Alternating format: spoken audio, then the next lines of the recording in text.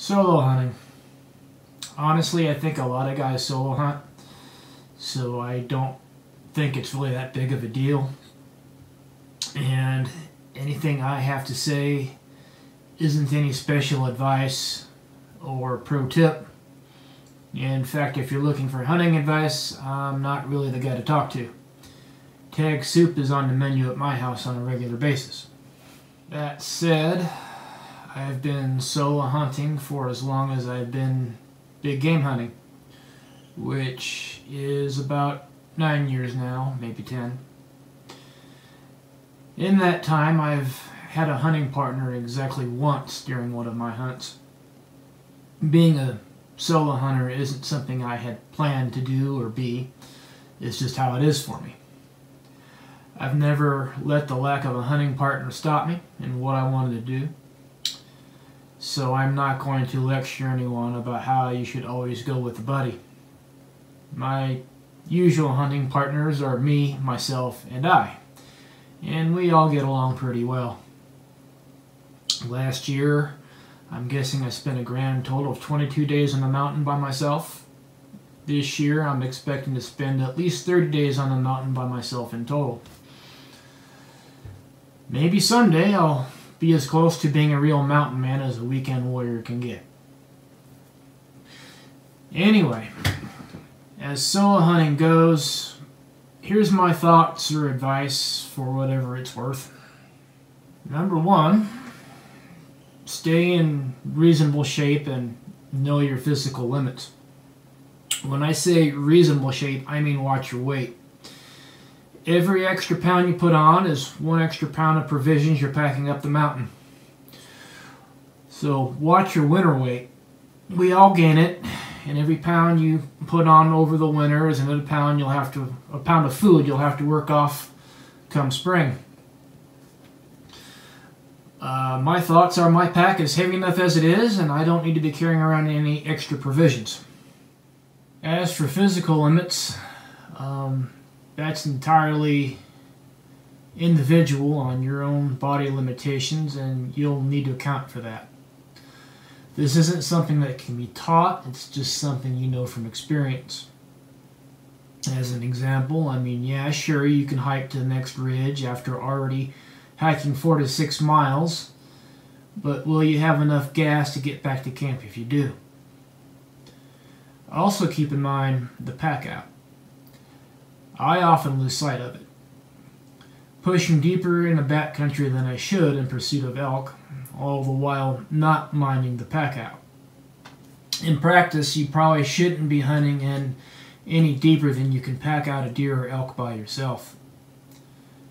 Packing out an elk by yourself is one of the most physically demanding things you can do, and it will push your physical limits and probably beyond it. Number 2, the mental game. It's huge, and don't underestimate it. This topic is important enough where I made an entire video out of it. Go check it out if you want. Boring video, but important topic. So I won't rehash too much here except to say this. You're going to have complete freedom to do as you like, follow your hunches, make up your own plans, etc. However, it comes at a price. Success or failure, everything is on you. There is nobody to talk to, nobody to bounce ideas off of, nobody to urge you on. So you're going to have the mental resolve to do all that yourself. Being honest, when first starting out solo hunting, loneliness and fear are a thing, both of which you'll eventually have to work through in your own way. Fear is something that comes up the most when you're in the mountains by yourself in the dark. In the end, you get used to it. Loneliness, for me, used to come up quite often, particularly when first leaving the house on a weekend trip. When I was just starting out, at the time, it really bothered me that I had no partner and nobody to share experiences with and all that type of stuff. I think later on this is one reason I started making videos, as a sort of way to mentally cope with being alone all the time. Nowadays, making videos or not, I've been on my own so often and for so long, I'm not sure if I care anymore. I've grown to enjoy the total freedom, and being on my own has just become part of who I am when in the mountains. That said, I might be hunting with my cousin-in-law this rifle season. If so, this will be a huge change for me. Number 3, this is a no-brainer in my opinion, but do your homework before you go. By homework, I mean study your maps and the weather. I wake up a few hours every morning before my family does, and during that time I'm often doing 2 things: drinking coffee and studying my maps. The term many use today is e-scouting. I'll spend hours doing it. Just remember, don't rely on it, because more likely than not, the mental picture you form e-scouting won't match the situation when your boots are on the ground. As weather goes, my bottom line source for weather is weather.gov.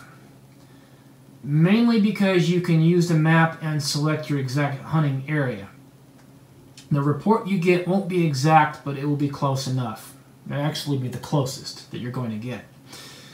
Checking the nearest town or point of interest won't necessarily be what you get if you're looking up your exact coordinates in the mountains. Check the weather a week before, a couple days before, and right before you go. The weather on the mountain is always different than in town, and it changes often and quickly, so pack accordingly. Number 4, be mindful of your decisions and manage your risks. The fact of the matter is, you're on your own. Everything is on you.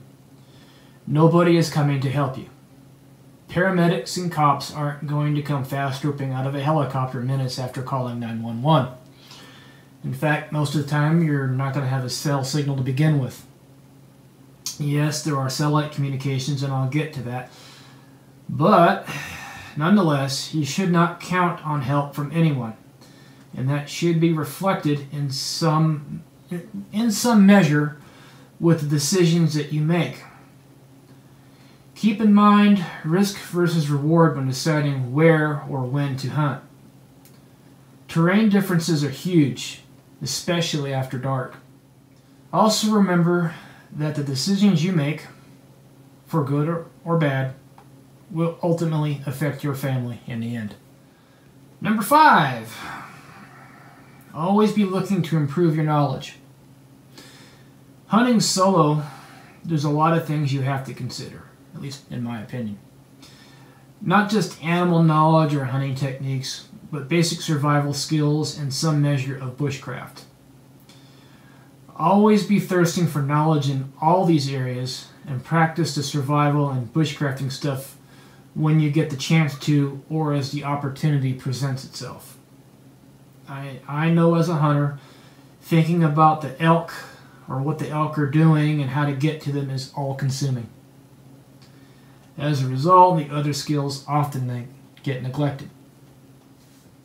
Number 6, gear and equipment. Working out a system. I'll be the first to admit I'm a gear junkie.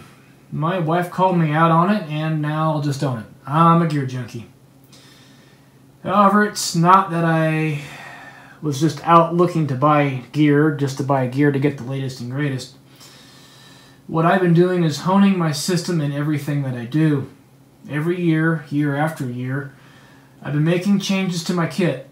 Some things didn't work. Some things might have worked better.